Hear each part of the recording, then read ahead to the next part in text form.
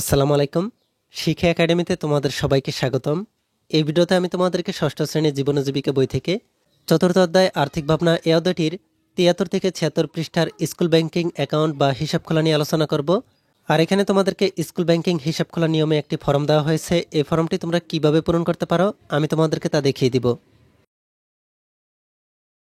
তোমরা এখানে দেখতে পাচ্ছ তোমাদেরকে এই স্কুল ব্যাংকিং অ্যাকাউন্ট বা হিসাব খোলা সম্পর্কে এখানে বলা হয়েছে।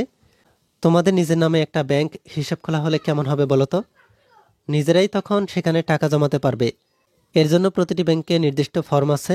ফর্মের তথ্যগুলো সঠিকভাবে পূরণ করতে হয়। ব্যাংক একটি অ্যাকাউন্ট খোলার জন্য সাধারণত যা যা লাগে সেগুলো হলো শিক্ষার্থী ও বাবা মা কিংবা আইনগত অভিভাবক প্রত্যেকের 2 কপি করে পাসপোর্ট সাইজের ছবি, শিক্ষার্থীর জন্ম নিবন্ধন সনদ বা স্কুল থেকে দেওয়া আইডি কার্ডের ফটোকপি কিংবা অন্য কোনো গ্রহণযোগ্য সার্টিফিকেট, বাবা মা কিংবা আইনগত অভিভাবকের জাতীয় পরিচয়পত্রের ফটোকপি কিংবা তাদের পরিচয়ের প্রমাণ হিসেবে ছবিযুক্ত অন্য যে কোনো ডকুমেন্ট, চেয়ারম্যানের সার্টিফিকেট বা প্রত্যয়নপত্র, পাসপোর্টের কপি, ড্রাইভিং লাইসেন্সের কপি ইত্যাদি। এরপরে হচ্ছে হিসাব খুলে প্রাথমিকভাবে জমা দেওয়ার জন্য মাত্র 100 টাকা, তবে চাইলে বেশি টাকা জমা করেও হিসাব খোলা যাবে। এবার আসো আমরা একটি ব্যাংকে হিসাব বা অ্যাকাউন্টের নমুনা ফর্মে সাধারণত কি কি থাকে তা জেনে নিই। তোমাদেরকে ৭৪ পৃষ্ঠা এখানে একটি স্কুল ব্যাংকিং হিসাব খোলার ফর্ম দেখানো হয়েছে। এই ফর্মটিতে তোমাদেরকে এখানে প্রথমে বলা হয়েছে ব্যাংক, এরপরে হচ্ছে শাখা, এরপরে হচ্ছে তারিখ, হিসাব নাম্বার, ইউনিক গ্রাহক আইডি কোড। এই ফর্মটিকে তোমরা কিভাবে পূরণ করতে পারো আমি তোমাদেরকে তা একটি নমুনার মাধ্যমে দেখিয়ে দিচ্ছি। চলো তাহলে আমরা নমুনাটিকে দেখে নিই। তার আগে তোমরা যারা এখনও আমাদের চ্যানেলটিকে সাবস্ক্রাইব করোনি তারা এখনই আমাদের চ্যানেলটিকে সাবস্ক্রাইব করে রাখো, আর যারা সাবস্ক্রাইব করেছো তাদেরকে অসংখ্য ধন্যবাদ। তোমরা এখানে দেখতে পাচ্ছ আমি এখানে এই ফর্মটিকে পূরণ করে নিয়েছি। এখানে তোমাদেরকে প্রথমে লিখতে হবে ব্যাংকের নাম। তোমরা যে ব্যাংকে অ্যাকাউন্ট করবে সেই ব্যাংকের নাম লিখতে হবে। আমি এখানে ব্যাংকের নাম লিখে দিয়েছি ইসলামী ব্যাংক লিমিটেড। এরপরে এই ইসলামী ব্যাংকটি হচ্ছে খাগড়াছড়ি শাখার। তোমরা এখানে তোমাদের ব্যাংকের শাখা লিখে দিবে। এরপরে হচ্ছে তারিখ। তারিখ আমি এখানে দিয়েছি 7 তারিখ 6 মাস 2024। তোমরা তোমাদের নিজেদের মতো করে তারিখ লিখবে। এরপরে হচ্ছে হিসাব নম্বর। তোমাদেরকে এখানে হিসাব নম্বর লিখতে হবে। এরপরে হচ্ছে ইউনিক গ্রাহক আইডি কোড। তোমাদেরকে এখানে ইউনিক গ্রাহক আইডি কোড লিখতে হবে। এরপর এখানে হচ্ছে ব্যাংকের ব্যবহারের জন্য ম্যানেজার। প্রথমে ম্যানেজার হচ্ছে ইসলামী ব্যাংক লিমিটেডের, এরপরে শাখা হচ্ছে খাগড়াছড়ি। তোমাদেরকে এখানে বলা হয়েছে প্রিয় মহোদয়, আমি আপনার শাখায় একটি হিসাব খোলার জন্য আবেদন করছি। আমার হিসাব সংক্রান্ত ও ব্যক্তিগত বিস্তারিত তথ্য নিম্নে প্রদান করছি। তোমাদেরকে এখানে প্রথম অংশে হিসাব সংক্রান্ত তথ্যাদি দিতে হবে। তোমাদেরকে এখানে 1 নম্বরে বলা হয়েছে হিসাবের শিরোনাম বাংলায় লিখতে হবে। তোমরা এখানে তোমাদের নাম বাংলায় লিখে দিবে। আমি এখানে একটি নাম লিখে দিয়েছি মোহাম্মদ আরমান হোসেন।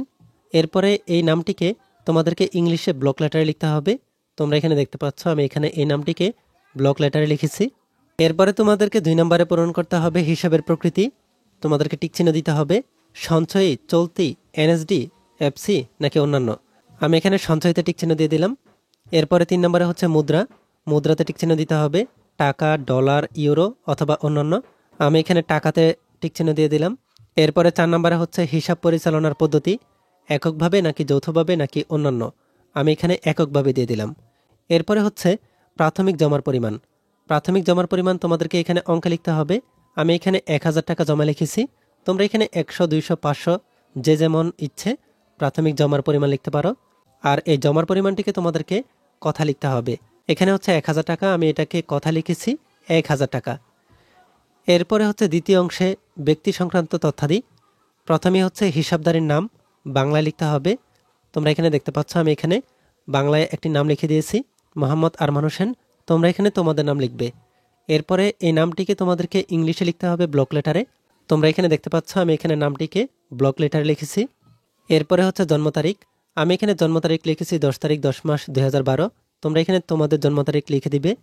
এরপরে হচ্ছে পিতার নাম। পিতার নাম হচ্ছে লোকমান হোসেন। মাতার নাম সেলিনা বেগম। জাতীয়তা বাংলাদেশি। লিঙ্গ হচ্ছে পুরুষ। তুমি যদি ছেলে হও তাহলে পুরুষ, আর মেয়ে হলে তোমার লিঙ্গ হবে মহিলা। এরপরে তোমাদেরকে বলা হয়েছে 7 নম্বরে রেসিডেন্ট স্ট্যাটাস। এখানে তোমাদেরকে টিক চিহ্ন দিতে হবে রেসিডেন্ট নাকি নন রেসিডেন্ট।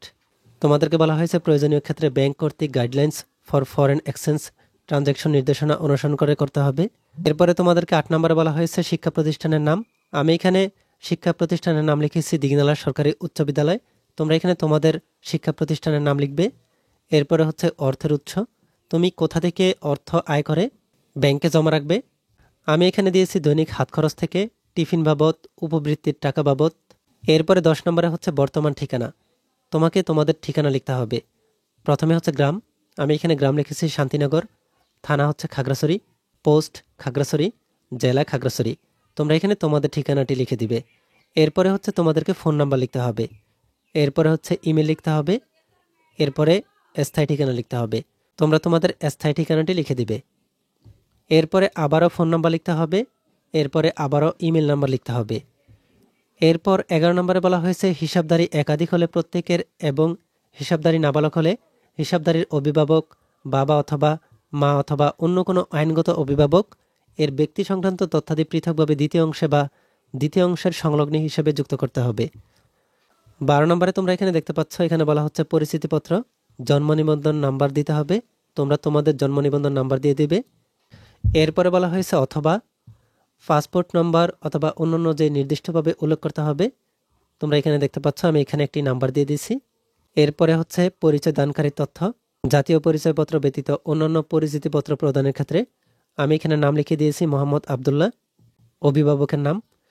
এরপরে হিসাব বা জাতীয় পরিচয়পত্র নম্বর, জন্ম তারিখ সহ লিখতে হবে। তোমরা এখানে দেখতে পাচ্ছ প্রথমে তোমাদেরকে জাতীয় পরিচয়পত্র নম্বর লিখতে হবে অথবা হিসাব নম্বর লিখতে হবে। এরপরে হচ্ছে জন্ম তারিখ লিখতে হবে। এখানে জাতীয় পরিচয়পত্র নাম্বার আর জন্ম তারিখ লিখতে হবে এখানে তোমার যে অভিভাবক হবে তার। আর এখানে তোমাদের অভিভাবকের স্বাক্ষর দিতে হবে তারিখ সহ। তোমরা এখানে দেখতে পাচ্ছ এখানে অভিভাবকের স্বাক্ষর।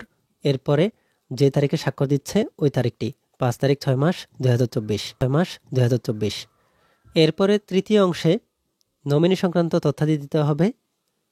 এখানে বলা হয়েছে আমি এই হিসাবের অর্থ আমার মৃত্যুর পর নিম্নে বর্ণিত ব্যক্তি বা ব্যক্তিগণকে প্রদানের জন্য মনোনীত করলাম। আমি উল্লেখিত মনোনয়ন যে কোনো সময় বাতিল বা পরিবর্তনের অধিকার সংরক্ষণ করি। আমি এই মর্মে আরও সম্মতি জ্ঞাপন করছি যে আমার এই নির্দেশনা মোতাবেক ব্যাংক অর্থ প্রদান করবে এবং অর্থ পরিশোধ করা হলে সংশ্লিষ্ট আমানত সম্পর্কিত যাবতীয় দায় পরিশোধ হয়েছে বলে গণ্য হবে। তোমাদেরকে এখানে নমিনির নাম ও জন্ম তারিখ লিখতে হবে। তোমরা এখানে দেখতে পাচ্ছ আমি এখানে নমিনির নাম লিখেছি সেলিম হোসেন, আর জন্ম তারিখ হচ্ছে 5 তারিখ 7 মাস 2002। ঠিকানা লিখতে হবে। তোমরা এখানে ঠিকানা লিখে দিবে। এরপরে হচ্ছে শতকরা হার, শতকরা হার হচ্ছে এখানে 100। আর হিসাবদারির সাথে সম্পর্ক হচ্ছে ভাইয়ের সম্পর্ক। এরপরে হচ্ছে জাতীয় পরিচয়পত্র নম্বর লিখতে হবে, পাসপোর্ট নম্বর লিখতে হবে অথবা জন্ম নিবন্ধন নম্বর লিখতে হবে, অন্যান্য কোনো নির্দিষ্টভাবে উল্লেখ করতে হবে। তোমরা এখানে দেখতে পাচ্ছ আমি এখানে একটি নমুনা জাতীয় পরিচয়পত্রের নম্বর লিখে দিয়েছি। তোমরা এখানে তোমাদের নিজেদের মতো করে তোমাদের ভাইয়ের বা যে নমিনি হবে তার জাতীয় পরিচয়পত্র নম্বর লিখবে অথবা জন্ম নিবন্ধন নম্বর লিখবে। এরপর 2 নম্বরে বলা হয়েছে নমিনি নাবালক হলে তার বা তাদের নাবালক থাকা অবস্থায় হিসাবদারির বা হিসাবদারিগণের মৃত্যুর ক্ষেত্রে ব্যাংক কোম্পানি আইন 1991 এর 103(2) ধারা অনুযায়ী নমিনির পক্ষে আমানতের অর্থ গ্রহণকারী তথ্য লিখতে হবে। তোমরা এখানে দেখতে পাচ্ছ নাম হচ্ছে সেলিম হোসেন, স্থায়ী ঠিকানা এখানে ঠিকানা লেখা হয়েছে। এরপরে হচ্ছে জাতীয় পরিচয়পত্রের নাম্বার লিখতে হবে, নমিনির সাথে সম্পর্ক লিখতে হবে। আমি এখানে নমিনির সাথে সম্পর্ক দিয়েছি ভাই। এরপরে সর্বশেষে হচ্ছে ঘোষণা ও স্বাক্ষর। বলা হচ্ছে আমি সজ্ঞানে ঘোষণা করছি যে উল্লেখিত তথ্যাদি সত্য। আমি ব্যাংকের চাহিদা মোতাবেক প্রয়োজনীয় তথ্য বা দলিলাদি সরবরাহ করব। আবেদনকারীগণ এর নাম ও স্বাক্ষর দিতে হবে। তোমরা এখানে দেখতে পাচ্ছ এখানে স্বাক্ষর হচ্ছে প্রথমে বাংলায় দেওয়া হয়েছে, এরপরে ইংরেজিতে দেওয়া হয়েছে, এরপরে হচ্ছে স্বাক্ষরের তারিখ লেখা হয়েছে। এর সর্বশেষে অভিভাবকের স্বাক্ষর দিতে হবে। অভিভাবকের স্বাক্ষর হচ্ছে লোকমান হোসেন। তাহলেই তোমাদের এই ফর্মটিকে পূরণ করা হয়ে যাবে। এই ভিডিওতে এই পর্যন্তই। পরবর্তী ভিডিওতে আমি তোমাদেরকে ওদের বাকি কাজগুলোকে তোমরা কিভাবে সমাধান করবে আমি তোমাদেরকে তা দেখিয়ে দিব। এই ভিডিওটি তোমাদের কাছে ভালো লাগলে ভিডিওতে লাইক ও শেয়ার করে দিতে পারো। আর পরবর্তী সকল ভিডিওগুলো পাওয়ার জন্য আমাদের এই চ্যানেলটিকে এখনই সাবস্ক্রাইব করে রাখো।